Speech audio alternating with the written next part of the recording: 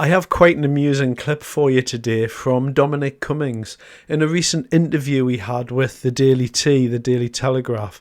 He come out with a statement which shocked the lady or one of the presenters who was discussing these matters with him, and they had to clarify exactly what he was talking about.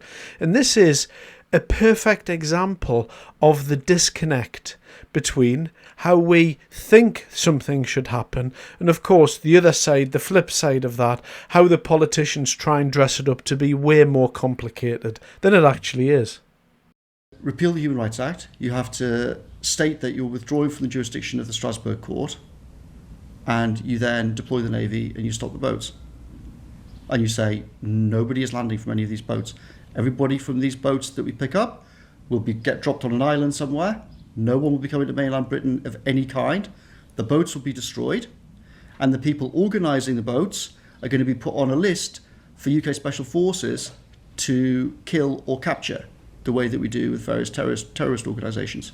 As soon as you announce that that is your policy and take serious steps to do it, the boats stop straight away, because the people doing this are not ideological terrorists, right, who want to die and get into and fight about this. They're there to make money.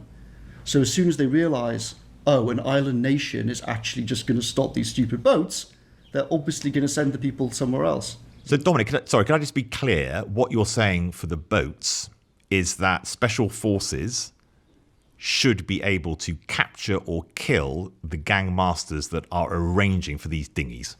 Correct.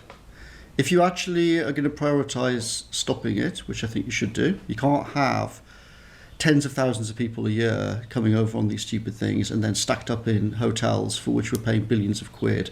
Then they run around, a lot of them committing crimes, undermining any kind of public support for on immigration policy. It's an all-round farcical disaster that makes us look like a joke country. Now, you may have caught the expression from the lady after Dominic Cummings said, kill or capture. Yeah, that's right. These people who are destroying our society, who are risking people's lives by dragging them across the channel in rubber dinghies, who are making hundreds of thousands, millions of pounds. Yes, we should categorise those people as domestic terrorists. It's as simple as that. They are attempting to do something that the people of this country don't like and don't want, and they are enabling the breaking of law on a daily basis with thousands and thousands of people. And so, yes, perhaps kill or capture might be a good way to do it. And isn't it funny when you're listening to Dominic Cummings talk about how he would solve it? And of course, he was in office and he knows all about the problems, and I'm not letting him off the hook either. But he perfectly sums it up how most people think about this issue. It's only the politicians and the people in the media class who stand around hand-wringing and navel-gazing all the time. Most of the people want this problem dealt with, and they only see a really direct and easy way to do that. We have something called a Royal Navy. So perhaps what we should do, we should send the Royal Navy out with all of their sonar and all of their clever gadgets that they have, and they'll be to detect those people, and they'll be to say to those people, I'm sorry, you're not allowed to come in. We can either escort you back into French water, or you can hang around here and enjoy the sunshine, or we can take you to a third place, this island in the middle of nowhere where we've got a camp set up and you can all make hay while the sun shines there.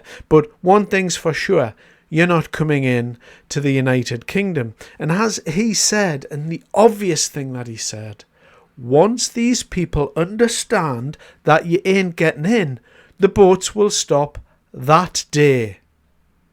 And the reason why our political class does not have the courage to go through with anything of this nature is because they don't want to stop it.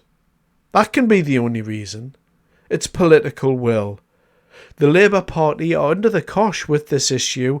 They're getting hammered about it all the time, and most people in this country want something done about it. But the politicians stand behind the human rights lawyers and they say, oh, but what if something were to happen, and is this right, and is that right, and how should we think about this? It's all a facade. If the politicians really wanted to stop these small boats from coming across the channel, then they would stop them. They would stop them today.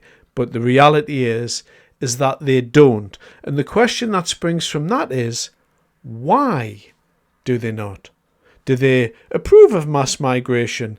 Do they want all of these people coming in, regardless of the effect they have on the demographics and the culture of this country? Is it that the only thing that the politicians are bothered about is gross domestic product? And some people would argue, well, GDP is important. Yeah, GDP is quite important, yeah. But is it more important than our country? Is a few percentage points more important than our culture, our history? And the answer to that, for most people, is a resounding no. Obviously, it's not worth it. But that's why they're doing it.